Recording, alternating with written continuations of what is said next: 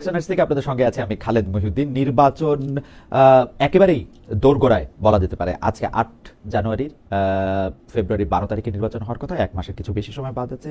সেই সময়ের মধ্যে থেকে একটি বিষয় সবচেয়ে বেশি বলা হচ্ছে যে আসলে কোনো একজন পক্ষ অনেক বেশি সুযোগ পেয়ে যাচ্ছে কিনা। আবার অন্যদিক থেকে বলা হচ্ছে যে এইবারের ইলেকশন ঠিক এক ধরনের ফাঁকামাটি হচ্ছে, কারণ এই যে দলটি সবচেয়ে বেশি এগিয়ে আছে, যদি আমরা তাকে বিএনপি ধরি, তা সেই বিএনপি জোটের প্রধান প্রতিদ্বন্দ্বী আওয়ামী লীগ এবার নির্বাচনে একরকম অনুপস্থিত, সেই জন্য তাদের মাঠ ফাঁকা। আবার কেউ কেউ বলছেন যে ফাঁকা বলেই এই নির্বাচন আসলে ততটা সহজ হবে না, কারণ জামায়াতে ইসলামী তুমুল প্রতিরোধ এবং জামায়াতে ইসলামের যে জোট আছে তারাও তুমুল প্রতিরোধ গড়ে তুলবেন এবং বাংলাদেশের ভোটাররা হয়তো এবার অন্য কিছু করতে চাইবেন।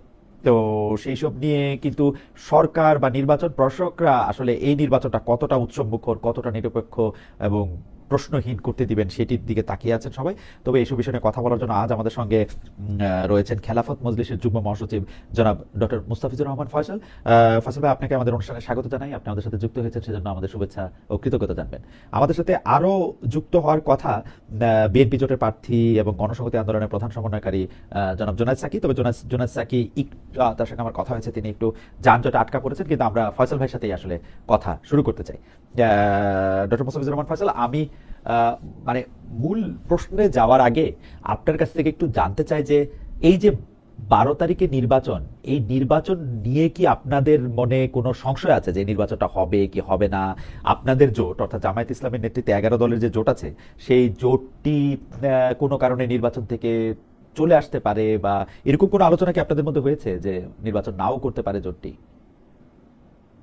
কোনো বিষয়ে আসলে আলোচনায় কোথাও নেই। আচ্ছা। কেউ কেউ আশঙ্কার কথা যেটা প্রকাশ করছেন সেটা সম্পূর্ণই কিছু প্রশ্ন তৈরি হয়েছে, সেই জায়গা থেকে আশঙ্কাগুলো আসলে করা হচ্ছে। আর প্রথম কথা হচ্ছে, আমরা 11টি দল মিলে একটা নির্বাচন কেন্দ্রিক একটা সমঝোতা, আসন সমঝোতার আলোচনা চলছে। এটা আনুষ্ঠানিক কোনো জোট নয়, এটা একটি আসন সমঝোতা হচ্ছে এবং সেটা নিয়ে এখনো কাজ চলছে, পূর্ণাঙ্গ ঘোষণা এখনো হয়নি। ওকে, আসন আসন সমঝোতা মানে এখন হয়েছে কি ফয়সাল ভাই, নতুন নতুন অনেক জিনিস শিখেছি। আদর্শিক জোট না, নির্বাচনের জোট, এগুলি হচ্ছে যে 2001 সালে যখন বিএনপি, জামায়াত, তারপর হচ্ছে জাতীয় পার্টির একটা অংশ এবং মুফতি ফজলুল্লাহ আমিনীর ইসলামী শাসন আন্দোলনের একটা অংশ যখন এটাতে জোট হয়েছে, তখন কিন্তু এই রকম কথা আমরা শুনি নাই যে না এটা আমাদের আদর্শের জোট না। মানে বলি হ্যাঁ, কিন্তু এইবার কেন আদর্শের কথা বলতেছি, মানে এইবার কি আপনারা জোর করে একটু মানে একটু নিজেরাই একটু বিব্রত হচ্ছেন কেন? না না, মোটেই বিব্রত হওয়ার বিষয় না। এটা প্রথম আলোচনাটা আসলে আমাদের পক্ষ থেকে এই আলোচনাটা আসছে এবং অন্যরা অনেকে পরে সাপোর্ট করছেন, যেটা হলো জোট কেন্দ্রিক অভিজ্ঞতা আমাদের ভালো না। আমরা বহু বহু জোট করেছি এবং ইসলাম কেন্দ্রিক অনেক জোট হয়েছে, পরবর্তীতে দেখা গেছে এই জোটগুলো এক একটি দল হয়ে গিয়েছে এবং সেই কথাগুলো বলতে গেলে অনেক বিব্রতকর কথা আসবে, তো সেটা আমরা বলতে চাই না। কিন্তু জোট কেন্দ্রিক অভিজ্ঞতাটা ভালো না। তো সেই জায়গা থেকে প্রচুর আলোচনা পর্যালোচনার পর কিন্তু এই সিদ্ধান্তটা হয়েছে যে আমরা জোট না করে আমরা সমঝোতামূলক একটি সিদ্ধান্তে যাব এবং এই সমঝোতার মধ্যে যারা যারা আগ্রহী হবে, দেশপ্রেমিক ইসলামিক শক্তি যারা আছে, ফেসিবাদ বিরোধী যে শক্তিগুলো আছে, যারাই আগ্রহী হবে তারাই এই সমঝোতার মধ্যে আসবে। এবং এই আলোকেই মূলত আমরা সর্বশেষ যতগুলো দল আসছে, 11টার মতো দল হয়েছে এবং সেই 11টা দল হওয়ার পরে আমরা সমঝোতা নিয়ে কাজ করছি। এর আগে 8টি দল ছিল, তখন একটি ম্যাচিউরড আলোচনা হয়েছিল। পরবর্তীতে আরো 3টি দল যুক্ত হওয়ার পরে আলোচনাটা আবার নতুন করে আমাদের কিছুটা রিশিডিউল করতে হচ্ছে কিছু কিছু জায়গায়, সেজন্য একটু সময় নিচ্ছে। তো বাকি আশঙ্কার যে জায়গাগুলোর কথা বললেন, সেগুলো কিন্তু নির্বাচন হবে কি হবে না এই আশঙ্কা আমরা করছি না, বা এই জাতীয় কোনো কথাও কিন্তু এই জায়গাতে একটু বুঝে আসি। তো ধরেন আপনি যেটাকে সমঝোতা বলতেছেন যে আসন বিভিন্ন জায়গায় দলগুলির ক্ষেত্রে যারা ইসলামের পক্ষে আছেন, বাংলাদেশ পন্থী আছেন, ফেসিস্ট বিরোধী আছেন, যেভাবে আপনি আসলে যে বিশেষণগুলো আপনার ব্যবহার করলেন, তো সেইটার সাথে জোটের তফাৎটা কি?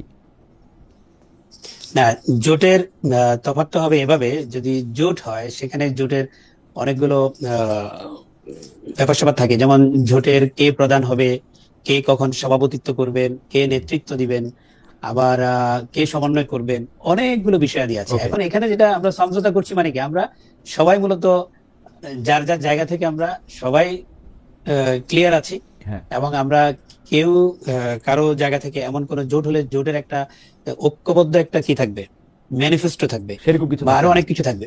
এখানে কিন্তু সেরকম কিছু থাকছে না। জি না। তাহলে আপনারা তো জোট করলেন ধরেন, হ্যাঁ, এখন আপনারা যদি 151টার বেশি আসন পান, যেই শুভেচ্ছা আমার সবসময় থাকে, তো সেই 151টার বেশি আসন পেলে এটা কে হবেন আপনাদের দলের থেকে নির্বাচিত প্রধানমন্ত্রী?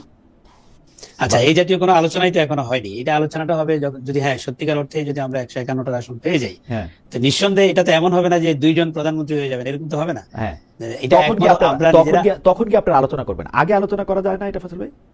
না, আগে আলোচনা করে আমরা রাস্তাটা তো বন্ধ করতে চাই না। এখন নির্বাচনের ফলাফল আসার পর তখন তো হ্যাঁ, দেখা যাবে যে কে কতটা আসন পেলাম, হ্যাঁ, কার কতটুকু যৌক্তিক দাবি এখানে আসলে হয়, আর কে কতটুকু আমরা ছাড় দিতে পারবো, সব মিলাই একটা এইটার উপর সমন্বয়ের মানে জায়গা তখন তৈরি হবে। নির্বাচনের আসন পাওয়ার উপর ভিত্তি করে তখন আপনারা এটা তখন চিন্তা করবেন, তাই তো? নিঃসন্দেহে একটা পরিস্থিতি তৈরি হবে তখন, আচ্ছা, যাতে করে আলোচনাটা তখন কমে যাবে, অনেক ওকে, কমে যাবে আলোচনা। আলোচনা এখন আলোচনা করতে গেলে তো আলোচনাটা বড় হবে। মানে আমরা কি মানে আমার খুব কৌতূহল, কারণ এরকম আর জীবনে শুনি নাই, ধরেন বাংলাদেশে আর জীবনে শুনি, আমার খুব কৌতূহল। ধরা যাক জামাতে ইসলামী এখন পর্যন্ত আমি যা হিসাব নিকাশ দেখতেছি 173টা আসনে ওনারা নির্বাচন করতেছে, জোট সঙ্গী হিসাবে আপনারা 68 আসনে প্রার্থী দিচ্ছেন, আমরা আমরা শুনতেছি 74টা আসনে 74। 74। আচ্ছা, এনসিপি আমি শুনতে পাইছি যে 30টা, কেউ কেউ বলতেছে 40টা, আমি জানি না। তো ঘটনা হইলো যে ধরেন জামাত ইসলামী পাশ করলো 50টায়, আর খেলাফত মজলিস পাশ করলো ধরেন 55টায়, তাহলে সেই ক্ষেত্রে কিন্তু সব মিলে আমাদের আবার 151টার বেশি হলো, এনসিপি 30টার মধ্যে 30টাই পাইলো, তো 151টা হইলো। তো সেই ক্ষেত্রে যারা আসন বেশি পাবে তারাই কি সরকার গঠন করবে, বা মানে মানে এটা তো একটা হাইপোথেটিক্যাল কথা যে যারা বেশি আসন পাবে হ্যাঁ, আহ, হ্যাঁ, সাকিব ভাই তারা আসছেন, হ্যাঁ, জি। এখানে তো বিষয় হচ্ছে যে আপনি যদি 151টা আসন পান এবং সবাই মিলে পান, হ্যাঁ, তো সরকার তো সবারই। না, কিন্তু এবং কার সেই জায়গায় নেতৃত্বে কে থাকবে? কোন দায়িত্বে যাবেন, কার কে নেতৃত্বে থাকবে? হ্যাঁ কে কোন দায়িত্বে আচ্ছা, যাবেন। একটা সেকেন্ড ডক্টর ফয়সাল, একটা সেকেন্ড, আমাদের সাথে জনাব জুনাইদ সাকি এসে যুক্ত হয়েছেন। জনাব জুনাইদ সাকি গণতন্ত্র সংহতি আন্দোলনের প্রধান সমন্বয়কারী এবং ব্রাহ্মণবাড়িয়া 6 আসনে বিএনপি জোটের প্রার্থী। সাকিব ভাই, আপনাকে আমাদের অনুষ্ঠানে স্বাগত জানাই। আপনি ঢাকা শহরের একটা সাংঘাতিক যুদ্ধ করে, কারণ কিছুক্ষণ আগে আপনাদের সাথে আমার কথা হয়েছিল, সাকিব ভাই সাধারণত সবসময় অন টাইম থাকেন, আজকে উনি একটু দেরি করে আমাদের সাথে যুক্ত হয়েছেন। আমরা ডক্টর ফয়সালের সাথে কথা বলছিলাম ওই জোটের প্রকৃতি অনুযায়ী। আমরা ওনার কথা শেষ করে আপনার কাছে আসছি। সাকিব ভাই, আপনাকে শুভেচ্ছা, কৃতজ্ঞতা এবং ধন্যবাদ জানাই আপনি আমাদের সাথে যুক্ত হওয়ার জন্য। সাকিব ভাই কি আমরা স্পষ্ট শুনতে পাচ্ছি? সাকিব ভাই কি একটু কথা বলবেন? শুনতে পাচ্ছেন আমাকে? হ্যাঁ, হ্যাঁ, ধন্যবাদ। এবারে একদম একদম একদম স্পষ্ট, আপনি একদম পরিষ্কার আপনাকে শোনা যাচ্ছে। তো ডক্টর মোস্তাফিজুর রহমান ফয়সাল যেটা বলছিলেন যে আপনারা একটা জোট না, আমরা একটা আসন সমঝোতার একটা নির্বাচন করছেন, এবং সেটার ক্ষেত্রে আসলে এটা উন্মুক্ত আছে, শেষ পর্যন্ত কে কখন কোথায় এসে এটা যুক্ত হতে পারে, এবং সরকার গঠনটা আসলে কে করবেন সেটা আসলে নির্বাচনের পরে এটা বোঝা যাবে। তো বিরোধী দল যদি আপনারা হন তাইলেও কি এই একই ব্যাপার হবে? আসলে বিরোধী দল যদি হয় সেখানে তো সরকার গঠনের প্রশ্ন থাকবে না, আর সেখানে একজন বিরোধী দলের নেতা প্রধান থাকতে হবে, বিরোধী একটা বিরোধী দলের নেতা থাকতে হবে। বিরোধী দলের নেতা থাকবে, সেখানে তো জোট কেন্দ্রিক কোনো আলোচনা প্রসঙ্গ আসলে থাকছে না। ওকে, যেহেতু প্রত্যেকটা দল আলাদা থাকবে এবং যার যার অবস্থান অনুযায়ী সেখানে সংসদে বিরোধী দলগুলো থাকবে, প্রধান বিরোধী দল হয়তো একটা হবে যে সর্বোচ্চ তৃতীয় আসন পাবে সংখ্যার দিক থেকে। ও সেই হিসেবে তো আপনার তিনি আসলে বিরোধী দল হবেন। হ্যাঁ, Interesting. যেহেতু স্বাভাবিকভাবেই সেটাই আসে। ইন্টারেস্টিং। কিন্তু ডক্টর মোস্তাফিজুর রহমান ফয়সাল, আপনি হয়তো আমাদের মানে ইচ্ছা করলে বলতে পারেন পরে আমাদের আলোচনা প্রসঙ্গে যে ব্যাপারটা আপনাদের ঠিক মানে মনোভূত হচ্ছে কিনা, এটা মন থেকেই এইটা এরকম চাচ্ছেন কিনা, নাকি কোনো একটা পরিস্থিতি আপনাদেরকে বাধ্য করতেছে এই জায়গাটাতে আসতে, সেটা আমরা পরে আপনার কাছ থেকে শুনবো না, আপনি যদি আলোচনা প্রসঙ্গে আমাদের বলেন আর কি। আমরা একটু জনাব জুনাইদ সাকি আপনার কাছে যাই। সাকিব ভাই, আপনি 2015 সালে উত্তর ঢাকা সিটি কর্পোরেশন নির্বাচনে মেয়র পদপ্রার্থী ছিলেন, সেই বিখ্যাত নির্বাচন যেখানে আমি সাবেক প্রধানমন্ত্রী শেখ হাসিনাকে জানতে চেয়েছিলাম যে আমরা 3 দিন পরে নিরাপদ থাকবো কিনা, স্বাধীনভাবে ইলেকশন করতে পারবো কিনা, যেটাতে উনি আমাকে হাওয়েভার, কারণ সেই ইলেকশনটিতে আপনার আমার সবারই শঙ্কা ছিল যে সেই ইলেকশনটি আসলে কতটা মিডিয়ার উপরে চাপ থাকবে, কি থাকবে। 2018 সালেও আমরা দেখেছি যে আপনি একাত্তর জাতীয় নির্বাচনে আপনি ঢাকা 12 থেকে অংশ নিয়েছেন, এবার প্রথম আপনি ঢাকার বাইরে যাচ্ছেন, সেটা ব্রাহ্মণবাড়িয়া 6 আসন। এইটা কি আপনার চাওয়া বা চাওয়ার মধ্যে বা হিসাবের মধ্যে আপনার ছিল কিনা, নাকি জোটের হিসাব নিকাশের কারণে এটা আপনার করতে হলো? জোটের আসন বন্টন নিয়ে আপনারা সন্তুষ্ট কিনা? আপনার কাছে এরকম কখনো মনে হচ্ছে কিনা যে জোটের যে বড় শক্তি বিএনপি সবকিছু নিয়ন্ত্রণ করছে? আমরা দেখেছি যে ব্রাহ্মণবাড়িয়া 6 আসনে বা আপনার আশেপাশে আসনে, কারণ সবটাই তো বড় প্রভাব বিস্তার করে, যারা মনোনয়ন পান নাই বা যার মনোনয়ন পাওয়ার ইচ্ছা মানে আশা ছিল, তাদের কেউ কেউ বিদ্রোহী প্রার্থী হচ্ছে নানা জায়গায়। এই ব্যাপারগুলিকে কিভাবে মানে ডিল করতেছেন জনাব জুনাইদ সাকি? প্রথম কথা, বিএনপি সবকিছু নিয়ন্ত্রণ করতেছে কিনা, আপনার যাওয়াটা আসলে আপনার ইচ্ছাধীন ছিল কিনা, যারা আপনার বিরুদ্ধে আচরণ করছেন তারা এটা কিভাবে ডিল করছে, তাদেরকে আপনি কিভাবে ডিল করছেন? আপনাকে ধন্যবাদ আমাকে এখানে আমন্ত্রণ জানানোর জন্য। যারা দেখছেন সবাইকে সালাম, শুভেচ্ছা, আসসালামু আলাইকুম। প্রথমে আমি দুঃখ প্রকাশ করে নিচ্ছি যে একটু দেরিতে যোগ দেওয়ার জন্য। ট্রাফিকের অবস্থা আমাদের সবারই বিবেচনা করে সময় নির্ধারণ করা দরকার, কিন্তু বুঝতেই পারছেন নির্বাচনের সময়, ফলে চাইলে অনেক সময় আসলে স্কেজুয়াল মেনটেন করা সম্ভব হচ্ছে না।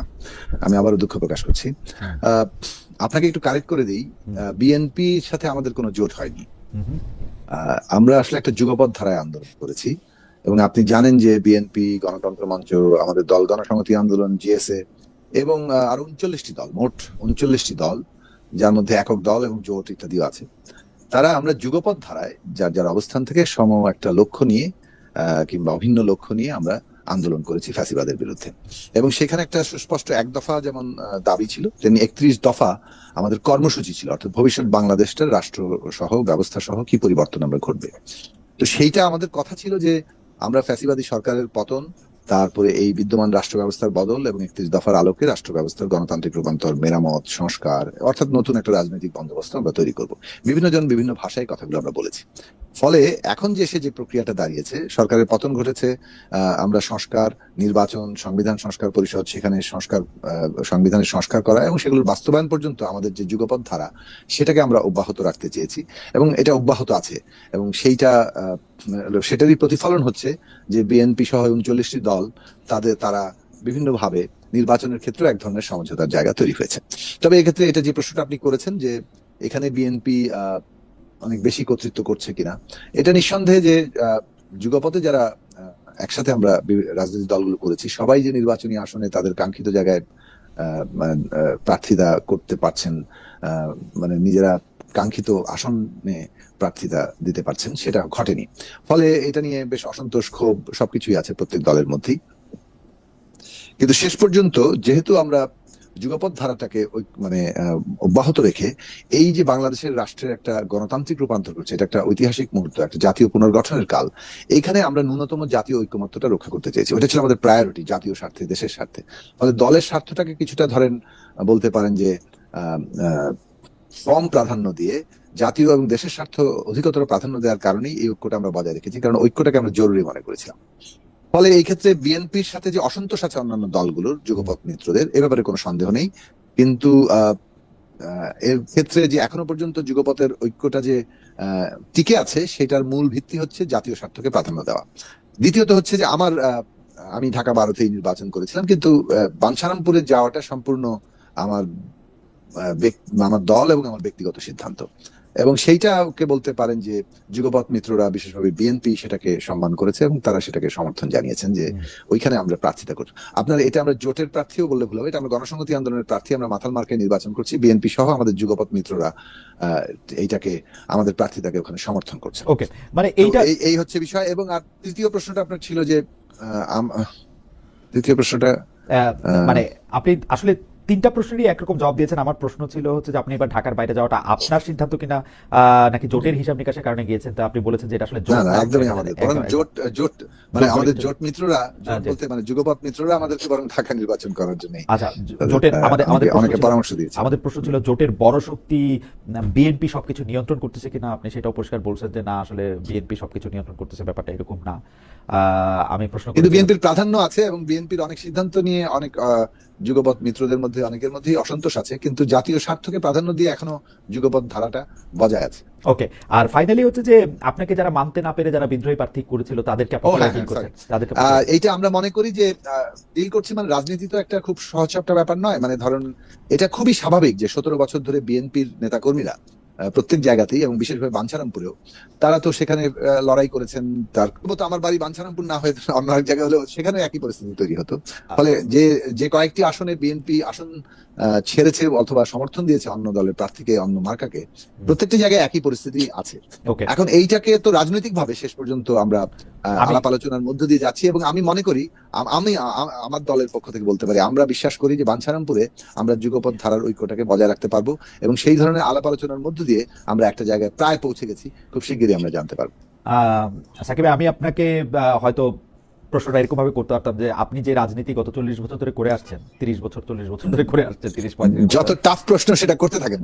না, কোশ্চেনের টাফের জন্য না, মানে এই যে আপনি যেটাকে সমঝোতা বলতেছেন, না ফয়সাল ভাই যেটাকে সমঝোতা বলতেছে, আপনি যেটাকে বলতেছেন যে যুগপত আন্দোলনের সঙ্গী, তো সেইটা করতে গিয়া আপনার রাজনীতি কি সামনে আগাইলো না পিছনে গেল, সেইটাও আমরা একটু বুঝতে চাইবো। অর্থাৎ মানে আমি যদি প্রশ্নটা সহজভাবে করি, ধরা যাক যে বিএনপি সরকার গঠন করলো, আপনি সেই বিএনপি সরকার একজন মন্ত্রী হলেন, পলিসি মেকারদের একজন হলেন, সেটা গণসংহতি আন্দোলন বলে আমরা যে অস্তিত্বটাকে এতদিন দেখে আসছি, সেটার জন্য ভালো হইলো কি খারাপ হইলো সেটা আমরা আপনার কাছে শুনবো। এই পর্যায়ে শুনতেছি না, আমরা আবার একটু আসতেছি আপনার কাছে, কারণ আমাদের আরো কিছু প্রশ্ন আছে। আপনার ভাষা, আপনি দোয়া করেন আপনাকে যাতে একটু টাফ কোশ্চেন যাতে কিছু করতে পারি, কারণ আপনাকে টাফ কোশ্চেন করা কঠিন। এই এই ফয়সাল ভাইয়ের কাছে যাওয়ার আগে আমি আমাদের দর্শকদের কিছু মতামত পড়ে শোনাই। সেটা হচ্ছে আফজাল হারেস, তিনি বলতেছেন যে খালেদ ভাই আপনার চিন্তা ভাবনার মতো করে অন্যদের কেন ভাবতে হবে বলেন তো ভাই? একদমই ভাবতে হবে না, কিন্তু আমার একটা প্রশ্ন আপনার কাছে, যদি আপনি থাকতেন আপনার কাছে করতো, আমার ভাবনা চিন্তাটা আসলে কি? আমি এখনো আমার ভাবনা চিন্তাটা বুঝতে পারি না, মানে আমি তো অত ভাবুক লোক না, আমার কোনো ভাবনাও নাই চিন্তাও নাই। আমি চেষ্টা করি অন্য আরেকটা মানুষের ভাবনা চিন্তা বা জনগণের প্রশ্নগুলিকে সামনে আনতে, আমার ভাবনা চিন্তার মতো করে কাউরেই কোনো ভাবতে হবে না। আরেকজন দর্শক আমাকে এটা প্রশ্ন করছেন একদম স্পেসিফিকলি, এই প্রশ্নটা একটু জবাব দেই।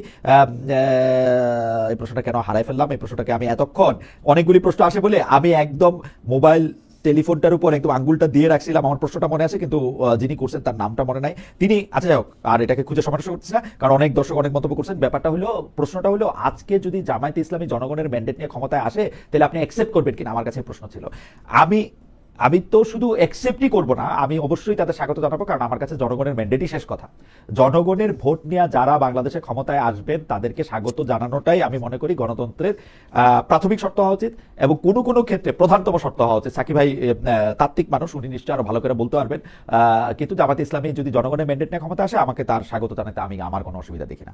আমি একটু ডক্টর ফয়সাল আপনার কাছে একটু আসি।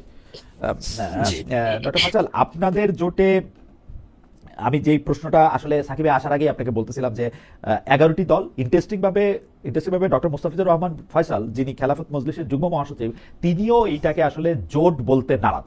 তিনি বলছেন নির্বাচনী আসন বন্টনের সমঝোতা যারা একসঙ্গে আন্দোলন করছেন তাদের মধ্যে। না, আমি নারাজ হব কেন? এটা তো সবাই মিলেই সিদ্ধান্তটা হয়েছে যে আমরা কোনো জোট করিনি, আমরা যেটা করছি সেটা হলো আমি সেই জন্য বলতেছি যে বলতে নারাজ, আমরা আসলে বলার সুবিধার্থে তাদেরকে জোট বলি, আপনাদেরকে জোট বলি, তাই না? আচ্ছা, তাই না? তো ধরেন এই ক্ষেত্রে তিনি এইটাও বলে ফেলছেন যে আপনারা কোনো যৌথ ইশতেহার দিচ্ছে না, তাই না? তাইলে এইটা কি সম্ভব? মানে আপনি যদি একটু আমাদেরকে বলতেন যে এটা কি সম্ভব? ধরেন ব্রাহ্মণবাড়িয়াতে আপনি দাঁড়িয়েছেন সাকিবের প্রতিদ্বন্দ্বী হিসাবে, আপনি যেভাবে সরকার পরিচালনার কথা বলছেন তার সাথে একটা স্পষ্ট পার্থক্য দেখা যাচ্ছে যে এনসিপির যে প্রার্থী রংপুর থেকে দাঁড়িয়েছেন তাদের জন্য। তাহলে মানে বাংলাদেশের সব মানুষ তো বাংলাদেশেরই নাগরিক, তো ব্রাহ্মণবাড়িয়ার জন্য একরকম সরকার, রংপুরের জন্য একরকম সরকার, দিনাজপুরের জন্য বা ভোলার জন্য আরেক রকম সরকার, এটা কি আসলে প্র্যাকটিক্যালি পসিবল কিনা? না, কোশ্চেনটা ইন্টারেস্টিং নিঃসন্দেহে, এবং বিষয়টা হচ্ছে আমাদের কিছু কমন জায়গা আছে। আচ্ছা, কমন জায়গাটা হচ্ছে আমরা দেশপ্রেম নিয়ে সবাই চিন্তা করি, কোন জিনিসটা দেশের মানুষের জন্য কল্যাণ হবে, দেশের মানুষের জন্য ভালো হবে, এবং এখানে ন্যায় বিচারের জন্য কোনটি যৌক্তিক হবে, দেশের অর্থনীতির উন্নয়নের জন্য কোনটি যৌক্তিক হবে। এবং কমন এই বিষয়গুলোতে আমাদের আসলে খুব বেশি দূরত্ব নেই। জনগণের কল্যাণের প্রশ্নে, দেশের কল্যাণের প্রশ্নে, এবং আমাদের পিসফুল পাওয়ার ট্রানজিশনের ক্ষেত্রে দেশের রাষ্ট্র সংস্কার বলি, সংবিধান সংস্কার বলি, যে বিষয়গুলো নিয়ে ইতিমধ্যে আলাপ আলোচনা হয়েছে, এবং আমরা দেখেছি যে এই বিষয়গুলোতে খুব বেশি মতপার্থক্য নেই। তো সেই কমন জায়গাগুলোকে বেস ধরেই কিন্তু আমরা মূলত সমঝোতাটা করেছি, এবং সেক্ষেত্রে এই উইন সিচুয়েশনটা সামনে রেখেই যদি আমরা সরকার গঠন করি, এই বিষয়গুলো অবশ্যই বিবেচনায় আসবে।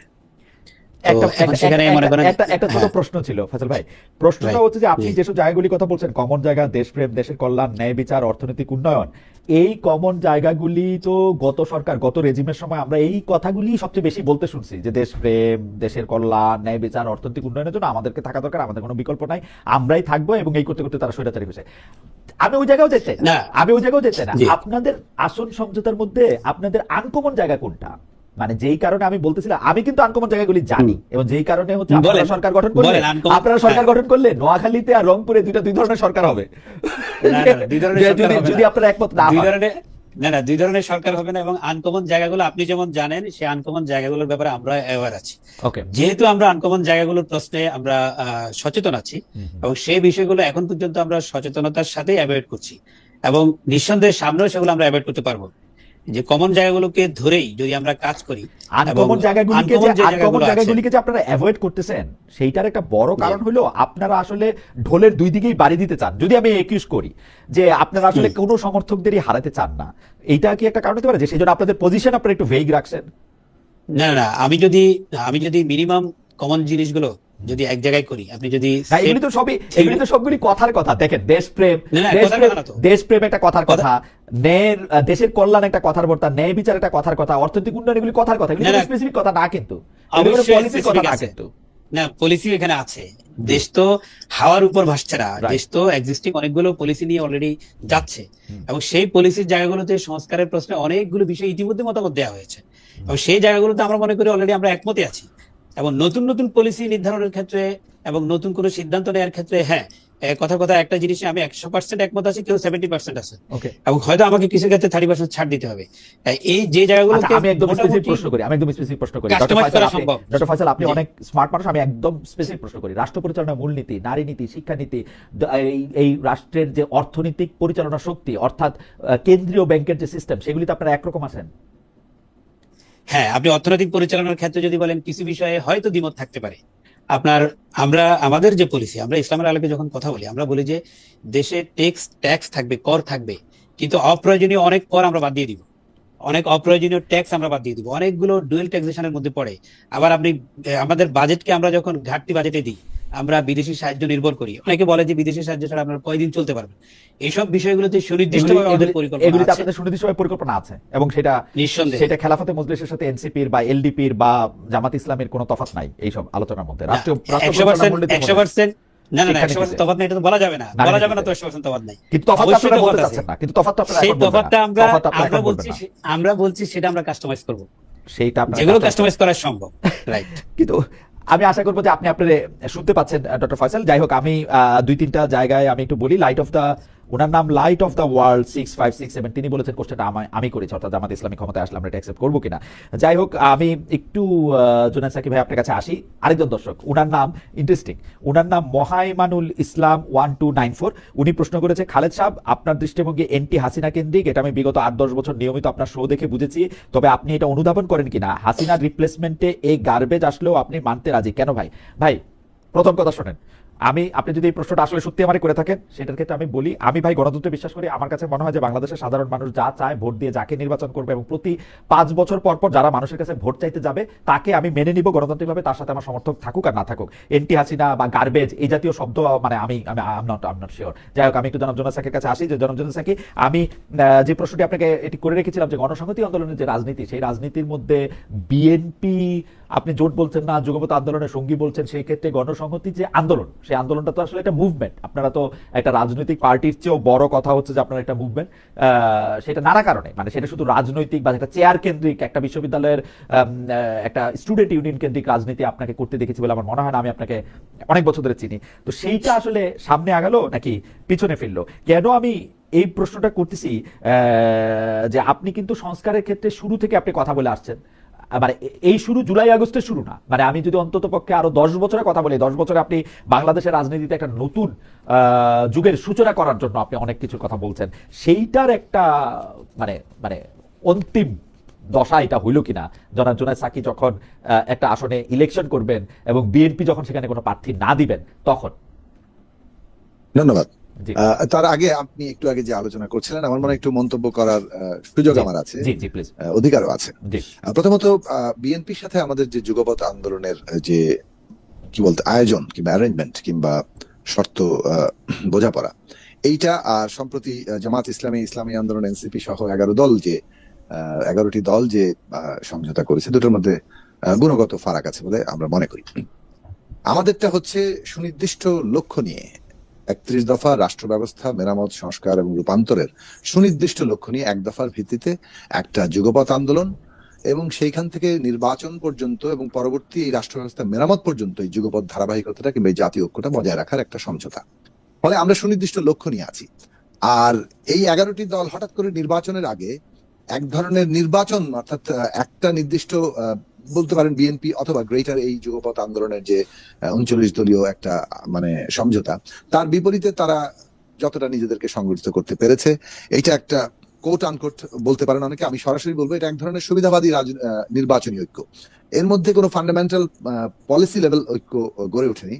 আর যদি গড়ে উঠে তাহলে তারা সেটাকে জোটও বলতে পারে, কারণ তারা তো একটা ওই ধরনের মানে ইয়ের মধ্যে যাচ্ছেন যে নির্বাচনী অ্যালায়েন্সের মধ্যে। কিন্তু নাম কি দিবেন সেটা তাদের নিজেদের ব্যাপার। কিন্তু এখন পর্যন্ত আমরা দেখতে পাচ্ছি যে এটা কেবলমাত্র একটা নির্বাচনী আসন সমঝোতার একটা ঐক্য, যেন আন্ডারলাইং ঐক্যটা আগেই আছে। এবং সেই ঐক্যটার মধ্যে যেসব উপাদান আছে সেটা যে কেউ প্রিজিউম করতে পারে, যেমন এর মধ্যে একটা ইসলামী রাষ্ট্র প্রতিষ্ঠার দিকে ঝোঁক আছে, কিংবা একটা মানে যেমন ধরেন রাজনৈতিক দিক থেকে ভারত বিরোধিতার প্রশ্ন, কিংবা এখন যেভাবে আওয়ামী লীগ কিংবা মুজিববাদের প্রশ্ন, এইগুলো প্রশ্নকে অ্যাসাম্পশন হিসেবে তারা রেখেছেন। তো ফলে এইটার যে আসলে বাংলাদেশকে কি চেহারায় দেখাবে সেই জায়গাটা বিশেষভাবে আর্থসামাজিক দিক থেকে এখনো স্পষ্ট নয়। তো বিভিন্ন দলের বিভিন্ন রকম কর্মসূচি আছে, সেটা আমরা হয়তো দেখবো। এখন আমরা যে জায়গাটায় যেতে চাচ্ছি যে কেন গণসংহতি আন্দোলন জিএস এর ক্ষেত্রে এটা, যেমন 2002 সালে আমরা যখন যাত্রা শুরু করি তখন পলিটিক্যাল পার্টি না, আমরা একটা মুভমেন্ট হিসাবে। পরিষ্কার আমাদের ঘোষণাপত্রের ব্যাখ্যা ছিল যে বিদ্যমান রাষ্ট্র ব্যবস্থার একটা আমূল রূপান্তর ঘটিয়ে আমরা একটা গণতান্ত্রিক রাষ্ট্র ব্যবস্থা প্রতিষ্ঠা করতে চাই, যেটা একটা নতুন মানে গণতান্ত্রিক সংবিধান প্রতিষ্ঠা করবে। একটা সংবিধান সভার নির্বাচন হবে এবং তার মধ্যে দিয়ে একটা নতুন গণতান্ত্রিক সংবিধান প্রতিষ্ঠা হবে এবং জনগণের আকাঙ্ক্ষার একটা রাষ্ট্র ব্যবস্থা তৈরি হবে। তো এটা ছিল আমাদের লক্ষ্য, এবং এই লক্ষ্য নিয়েই আমরা বিভিন্ন সময় কাজ করেছি। কখনো বাংলাদেশপন্থী রাজনীতির কথা বলেছি, কখনো বলেছি যে একটা নতুন জাতীয় সনদ দরকার, বলেছি রাষ্ট্রের গণতান্ত্রিক রূপান্তর দরকার, আমরা বলেছিলাম যে নতুন একটা রাজনৈতিক বন্দোবস্ত দরকার। এখন এই যে বিভিন্ন সময়ে আমরা স্লোগানগুলো তোলা, এইটার মূল লক্ষ্যটা ছিল যে বিদ্যমান ব্যবস্থাটা দিয়ে হবে না, এবং এইটা এই পরিবর্তনটার আওয়াজটা প্রোগ্রামেটিক্যালি শেষ পর্যন্ত আমরা যখন থেকে তুলে আসছি, 14 সালে আমরা তোলার চেষ্টা করেছি, তখন অতটা গুরুত্ব পাই নাই। 18 সালে যখন জাতীয় কনভেনশন তৈরি হয়েছে ডক্টর কামাল হোসেনের নেতৃত্বে, যেখানে বিএনপিও যোগ দিয়েছিল, সেখানে আমরা উত্থাপন করেছি নতুন জাতীয় সনদ দরকার, এই বন্দোবস্ত, এই কর্মসূচিগুলো দরকার, কিন্তু সেখানেও এটা গুরুত্বের সাথে অনুধাবিত হয়নি। কিন্তু 18 সালের নির্বাচনের পরে এমনকি বড় দলও বুঝতে পারছে বিদ্যমান ব্যবস্থাটিকে একটি নির্বাচন আর সম্ভব না। ফলে এই প্রোগ্রাম কিন্তু ওই একই দলগুলো দেখেন আবার একমত হয়েছে, এবং তারা একটা রাষ্ট্র ব্যবস্থার সাংবিধানিক পরিবর্তন ঘটাতে হবে, ক্ষমতা কাঠামোর বদল ঘটাতে হবে, এটাকে সেন্টার অফ প্রোগ্রাম করা, এই সেন্টার অফ অ্যাকশন এটাকে নিয়ে আসা, এই জায়গাটাতে এসেছে। তো পরিস্থিতি বাধ্য করেছে পুরো জনগোষ্ঠীকে এই দিকে যেতে। এবং অভ্যুত্থান, রক্তস্নাত অভ্যুত্থানে আমাদের ইভেন তরুণরা, আমাদের ছাত্ররা যারা এই আন্দোলনের সামনের সারিতে ছিল, তারাও কিন্তু এর অনেকগুলো স্লোগানকে ধারণ করেছে, নতুন বন্দোবস্তের কথা বলেছে। তার মানে হচ্ছে যে আমরা একটা জাতীয় মুহূর্তে এসেছি। এর সাথে তুলনীয় হতে পারে, যদিও আমি মনে করি যে 72 সাল আরো অনেক বড় ঘটনা ছিল। 1971 সালে যখন রাষ্ট্রপতন হয়েছে, 72 সালে ছিল একটা এই রাষ্ট্রটাকে পরিগঠন করা, সেইটা একটা জাতীয় কর্তব্য। আমি 30 সেকেন্ড দেন, সেই যে পরিগঠনের কর্তব্যটা জাতীয়ভাবে করা দরকার ছিল, সেই সময় আমাদের রাজনৈতিক দলগুলো ওই জাতীয় কর্তব্য পালন করতে পারেন নাই। বড় দলও পারেন নাই, যারা নতুন বিদ্রোহ করেছেন তারা চেষ্টা করেছেন কতটা আমরা জানি না, হয়তো তারাও ফেল করেছেন। কিন্তু এখনো এই মুহূর্তে 24-এ এসে 24-এর অভ্যুত্থানের পরে আমাদের সামনে কর্তব্য দাঁড়িয়েছে জাতীয় পুনর্গঠনের কর্তব্য, এবং সেইটাতে ন্যূনতম জাতীয় ঐক্যমত্য রক্ষা করা। মনে রাখবেন, এটা কিন্তু রুলস অফ দি গেম ঠিক করার প্রশ্ন। রুলস অফ দি গেম ঠিক করার প্রশ্নে আমরা বারবার বলেছি যে রাজনীতির নিয়মটা কি হবে সেটা আসেন ঠিক করি, সবাই মিলে ঠিক করি। আর আর্থসামাজিক যে পার্থক্য সেটা বিএনপির সাথে আমাদের আছে, তারপরেও 31 দফায় কিন্তু আর্থসামাজিক অনেকগুলো কর্মসূচি আছে। বিএনপি যদি সেগুলো পালন না করে, আমার কথাটা শেষ করতে দেয়, বিএনপি যদি সেটা পালন না করে, অনুসরণ না করে, বিএনপির সাথে আমাদের সম্পর্ক ছিন্ন হয়ে যেতে পারে। ফলে আমরা কিন্তু একটা পলিটিক্যাল জায়গা আছি। মনে রাখা দরকার যে আমরা খুদকুড়ো খাওয়ার জন্য রাজনীতিতে আসিনি এবং রাজনীতিতে আমরা যাব না। এইটা স্পষ্টত রাজনৈতিক ব্যাপার, জাতীয় কর্তব্যের প্রশ্ন। যারা পুরনো বন্দোবস্তের রাজনীতি করছে তারা মনে করে যে ও আচ্ছা, অমুক দলের সাথে আমাদের যাওয়াটা মানে হচ্ছে ও তাহলে তোর লেজুর হয়ে গেল। এগুলো সব পুরনো বন্দোবস্তের, কখন ঐক্য দরকার, কখন বিরোধ দরকার, এইটা উপলব্ধি না করে যে কোনো মূল্যে বিরোধ অথবা আত্মসমর্পণ, এটাই পুরনো বন্দোবস্ত। সাকিব ভাই, কেন আমি এটা বলতেছি, আপনি যে পরিক্রমাটার কথা বললেন, আন্দোলন থেকে শুরু করে যে পরিকল্পনার কথা বললেন, রাষ্ট্র সংস্কার, নতুন বন্দোবস্ত, নতুন রাজনীতি, কেন এরকম এটা করতে দিবে না, যতগুলি এইটা বললেন, এবং যেই কারণে আপনি বিএনপি সহ আরো 5টা দলকে আপনার সমমনা ভাবতেছেন, আপনার ওই সংজ্ঞায়নে তো জামায়াত ইসলামীও কোয়ালিফাই করে। আপনি কিন্তু এখানে পিক এন্ড চুজ করতেছেন। আপনি জামাতে করেন না, কেন করেন আপনি বলেন তো? আপনি যেগুলি বলছেন সেগুলো জামাত ইসলামী কেন করে না? বলবো আপনি একটু আমাকে একটু প্রিলুডটা একটু বলবেন যে আপনি যেগুলি বলছেন সেগুলির মধ্যে জামাত ইসলামী কোনটাতে কোয়ালিফাই করে না? জামাত ইসলামী কি ঐক্যবদ্ধ আন্দোলনের মধ্যে শামিল হয় নাই? জামাত ইসলামী কি নতুন রাষ্ট্র সংস্কারের কথা বলে নাই? জামাত ইসলামী কি বলে নাই যে আমাদের এখন এই সরকারের জবাবদিহি সুনিশ্চিত করার জন্য আমাদের এই এই এই প্যারামিটার করা দরকার, যেগুলি আপনার কথার অনেক সময় আমার কাছে একও মনে হয়েছে সেগুলি কি তারা করে নাই? এই মুহূর্তে আপনি যেগুলি বললেন করেছে। আমি কিন্তু করেছে, আবার দেখি, কি করে নাই সেটা বলছি। আমাকে আপনি বলতে দুই দাও। একটা আপনি 1 মিনিট একটু বলেন তো যে কি করে নাই, এক দুই না, মিনিট তাহলে একটু এটা বলেন। বলতে হলে আমাকে 1 মিনিট হবে না। তাহলে কি আপনার কাছে আবার ঘুরে একটু আসেন, ফিরে আমি আসবো? 2 মিনিট। তাহলে কি আপনি হ্যাঁ, একটু ফিরে ফিরে আসেন। আসেন? তাহলে আমি আপনি এই একটু প্রশ্নে ফিরে আসেন। কথা বলতে চাই। হ্যাঁ, তাহলে আপনার এই যে আপনি মনে করেন, কারণ বিএনপির সাথে তো আপনার কোনো আদর্শিক জোটও মানে না। কেন আমি জামাত জোটে নাই, কেন বিএনপির সাথে নেগোসিয়েশন আছে, পরিষ্কার করতে চাই। এক্স্যাক্টলি। আমি একটু ডক্টর মোস্তাফিজুর রহমান ফয়সাল আপনার কাছে আসতে চাই। ডক্টর মোস্তাফিজুর রহমান ফয়সাল, আমি যে বিষয়টি আপনাকে খেয়াল করতেছি সেইটি হচ্ছে যে এই এনসিপি নেতাদের মধ্যে থেকে যারা আসলে নির্বাচনের সমন্বয়ক যিনি আছেন, আমি জনাব আসিফ মোহাম্মদ সজীব ভুঁইয়া, তিনি অভিযোগ করেছেন যে এই সরকারের মধ্যে এই সরকারের মধ্যে থেকে আসলে যেটাকে বলা হচ্ছে লেভেল প্লেইং ফিল্ড, সেটা আমরা দেখতে পাচ্ছি না। এক ধরনের আশঙ্কা দেখতে পাচ্ছি আমরা।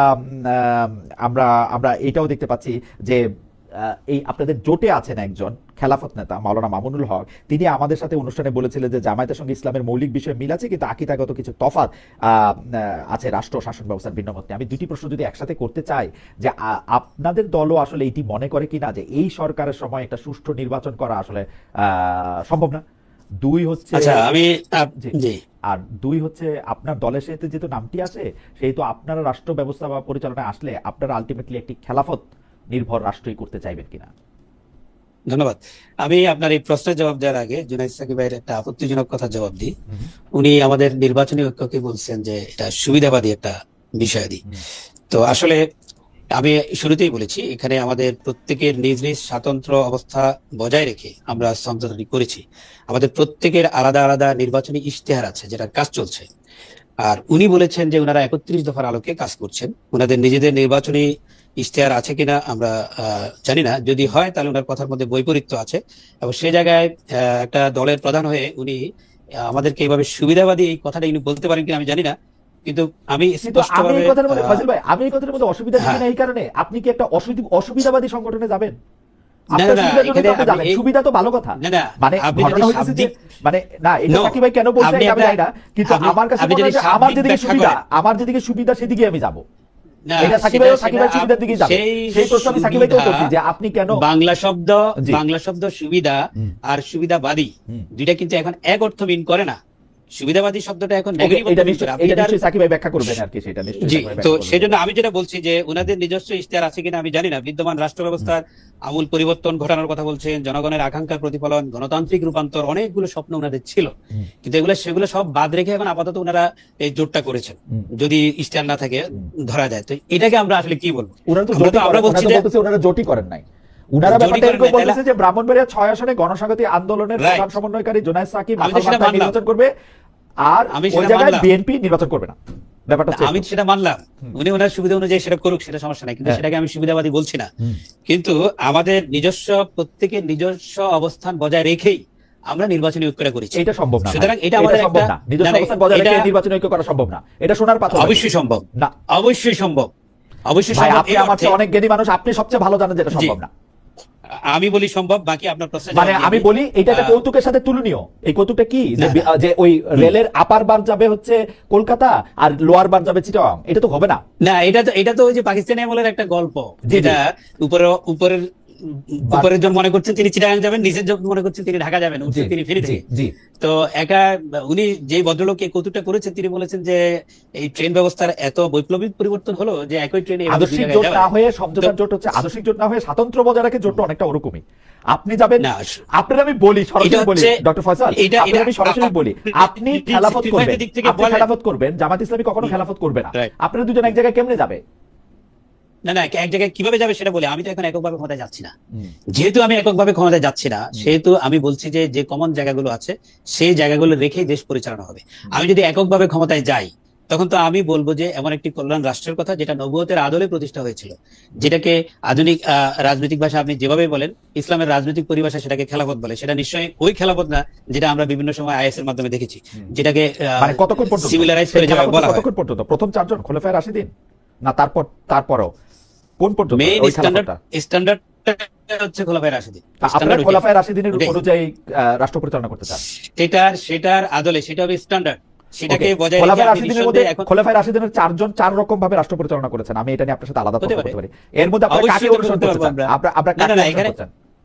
এখানে একক কোনো, আমি যেটা বলি এটা যদিও অনেক বড় একটা একাডেমিক বিতর্কের বিষয়, কিভাবে আবার পাওয়ার ট্রানজিশন হবে, যেটা মনে করেন যে আমাদের যে এই সাধারণ যে বিধিবিধান, এই বিধিবিধানও কিছু কিছু বিষয় যেটা আরবের জন্য যেটা প্রযোজ্য সেটা বাংলাদেশের জন্য প্রযোজ্য না। কিছু কমন জিনিস আছে, সেগুলো সব জায়গায় সমান। না, আপনি কিন্তু নামাজের কোরআন- কথা যদি কিন্তু- বলেন, কিন্তু পাঁচ কোরআন ওয়াক্ত সব নামাজ সব জায়গায়- জায়গায় সমান। কিন্তু কোরআন সব জায়গার জন্য প্রযোজ্য। কোরআনও সব জায়গায় সমান। সব জায়গায় কোরআন প্রযোজ্য। সব জায়গার জন্য সমান। আরবের জন্য প্রযোজ্য কিন্তু না, এমন আমাদের একটা- জন্য প্রযোজ্য না, এটা আবার কোনটা? না, না, কোনটা আমি বলি, মনে করেন যে উদাহরণ দেওয়া হয়, কিছু কিছু বিধান আছে, নির্দিষ্ট বিধান, এটা ফিক্সড 5টা, কিন্তু এর বাইরে যত ধরনের বিধান আছে, সেটা বিচার ফয়সালার ক্ষেত্রে হোক, অপরাপর বিষয়াদি হোক, এটা হচ্ছে লোকাল দেশের আবহাওয়া, জলবায়ু সবকিছু সেখানে বিবেচনা করা হয়। ডক্টর ফয়সাল, আপনি এবং খুব ভালো সেখানে- করে জানেন যে জি। বিধিবিধানের ক্ষেত্রে ফিক্সড 5টা যে আপনি বলতেছেন, সেই ফিক্সড 5টা বলে কোনো জিনিস আসলে এক্সিস্ট করে না।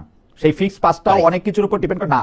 আপনি আপনি নিঃসন্দেহে। আপনি আপনি ঠিক আছে। আপনি আল আজহারে আর মদিনা বিশ্ববিদ্যালয়ে একসাথে করতে পারবেন না, অনেক না, বিষয়তেও আল আজহারকে করতে পারবো না, কিন্তু আল আজহারে একসাথে 4টা মাজার একসাথে পড়ানো হয় আল আজহার। হ্যাঁ পড়ানো হয়, চারটা- কিন্তু ও কোনভাবে পরিচালিত হবে সেটা দিয়ে আপনি মদিনা বা মক্কার সুরারে একসাথে করতে পারবেন না আপনি। না, আপনি সেক্ষেত্রে আপনি যেটাই ফলো করবেন পূর্ণাঙ্গ ফলো করতে হবে। আপনি যেই স্কুল অফ থট ফলো করবেন সেটা আপনাকে পূর্ণাঙ্গ ফলো করতে হবে। আচ্ছা, সেটা আমরা তো অন্য বিষয়, সেটাতে আমি যাচ্ছি না। আপনি যে প্রশ্নগুলো করছিলেন, একটা প্রশ্নের জবাব মনে হয় ইতিমধ্যে হয়ে গেছে। একটা প্রশ্ন দ্বিতীয় জবাব যেটা দেওয়া, দ্বিতীয় হচ্ছে যে আপনি সরকার হ্যাঁ। আসলে ঠিকমতো ইলেকশনটা করবে কিনা বা ইলেকশনটা করার ক্ষেত্রে করবে কিনা, সরকার- হ্যাঁ। আসলে দেখেন যে অতীতে প্রশাসন যেভাবে ইচ্ছামতো দেশের নির্বাচন ব্যবস্থাকে প্রভাবিত করেছিল, দেশের মানুষ যেভাবে ভোট দিতে পারে নাই, এবং যে অবস্থা মানুষের মধ্যে যে এরকম কঠিন অবস্থা তৈরি হয়েছিল, সেই অবস্থার পরিবর্তন 24-এর অভ্যুত্থানের পর মানুষের মধ্যে সে আশাবাদ জাগ্রত হয়েছিল, এবং মানুষ স্বাভাবিকভাবে আশাবাদী হয়ে অনেক বেশি আশা করে ফেলেছিল। এখন বর্তমান সময়ে এসে আমরা সাম্প্রতিক কিছু আচরণের কারণে জনগণের মধ্যে কিছু সন্দেহ তৈরি হয়েছে, Okay. আমাদের মধ্যেও কিছু সন্দেহ তৈরি হয়েছে। সেগুলো যেমন কিছু নিরাপত্তাহীনতা, নিরাপত্তার ঝুঁকি তৈরি করেছে। সেটা হাদি ইস্যুর কথা বলেন, তারপর আপনি এই যে স্বেচ্ছাসেবক দলের একজন জয়েন্ট সেক্রেটারি, তাকে খুন করা হলো। তো এই যে রুট লেভেলে অহরহ অনেকগুলো ঘটনা ঘটছে, যেগুলো নিউজ পত্রিকায় বরাবর আসছে, এবং সরকারের পক্ষ থেকে কতটা ভয়াবহ হলে হয় যে সরকার অফার করছে যে গানম্যান নেন, এভাবে এটা করেন। তো এতে করে পরিস্থিতি বোঝা যাচ্ছে যে নিরাপত্তার যে ঝুঁকিটা তৈরি হয়েছে, এতে করে প্রথমত একটা সংশয় তৈরি হয়েছে। দ্বিতীয়ত হচ্ছে নির্বাচন কমিশনের পক্ষ থেকে যে রিটার্নিং অফিসাররা, জেলা প্রশাসকরা যেই আচরণ দেখিয়েছে এবার, আমরা খুবই আতঙ্কিত এই বিষয়টা নিয়ে। যেমন ধরেন যে যাচাই বাছাই, একই ধরনের ইস্যু, একই প্রবলেম, এক জায়গায় Okay. ছেড়ে দেওয়া হলো, অন্য জায়গায় অন্য প্রার্থীকে আটকে দেওয়া আমার হলো। মনে হয় যে তো- আপনি আপনার পয়েন্ট একদম পারফেক্টলি মেক করছেন। আমি একটু সাকিবের কাছে আসি। সাকিব ভাই, দুইটা প্রশ্ন। আপনার সম্পর্কে একটা মন্তব্য করছেন ডক্টর ফয়সাল, সেটাও নিশ্চয়ই আপনি বলবেন। দুইটা প্রশ্ন তিনি বলছেন যে শেষে বলে একটা- দিই, আরেকটা কথা বলে দিই, আমার আসনে আমি ফেনী 2তে ইলেকশন করেছি, সেখানে ফেনী 3-এ আব্দুল রহমান মিন্টু সাহেব সেখানে ইলেকশন বা যাচাই বাছাই পর্বের সময় ওনার যখন বলা হলো যে এটা বৈধ, সাথে সাথে সবাই তার লোকটা তো তালি দিচ্ছে, সাথে সাথে ওখানে প্রশাসনের যারা ছিল, পুলিশের যারা ছিল, সবাই সমানে তালি দেওয়া শুরু করছে। এই ঘটনা এক জায়গায় না, আরো কয়েক জায়গায় কিন্তু না, ঘটেছে। পুলিশের সবাই এই- তালি, আমি এটা দেখছি ভাইয়া। মানে ঘটনা হইতেছে যে জি, এই জি, পুলিশের বলেন। একজন সদস্য, তাও তাকে খুব তরুণ সদস্য মনে হয়, তিনি পেছনে দাঁড়াচ্ছিলেন, মানে তিনি তালি দিয়ে ফেলছেন, সেইটাতে বোঝা গেল পুরো পুলিশ প্রশাসন তার পক্ষে। এটা আমি মানতে রাজি না। আচ্ছা, এইটা আমি একটা মানতে উদাহরণ রাজি না। হিসেবে এটা বলছি আমার কাছে আমি। মনে হয় আচ্ছা, এটা মানতে রাজি না, এবং তিনি খুবই মানে এরকম কোনো সিগনিফিকেন্ট পুলিশ অফিসারও না। এখন মানে নানা জায়গা থেকে নানা কিছু ব্যাখ্যা করলে এখন হয়তো এরকম হইতে পারতো, আপনি যেরকম একটা ভালো লোক, এরকম হইতে পারতো যে অন্য আপনার প্রতিদ্বন্দ্বীর কোনো ক্ষেত্র আপনি একটু খুশি হইলেন। এখন আমি এটা টেলিভিশনে দেখাইলাম যে উনি তো তার প্রতিদ্বন্দ্বীর এতে খুশি হয়ে যায়। মানে আমি বলতেছি না, যে সেটা এটা তো খুবই আলাদা, আপনার একটা কাটুয়ার। প্রতিদ্বন্দ্বী আবার আপনার বন্ধু হতে পারে। রাইট, এটা সেটা তো অন্য এটা বিষয়। খুবই কাটুয়ার। মানে উনি হাততালি দিচ্ছে। যাই হোক, তবুও মানে পুলিশদের মধ্যে অতি উৎসাহ তো দেখা যাচ্ছে। এটা সাকিব মানে ভাই নিশ্চয়ই এটা বলবেন। কথার কথা আমি সিম্পটম হিসেবে বললাম, আরো তো Right. অনেকগুলো ঘটনা Right. আছে।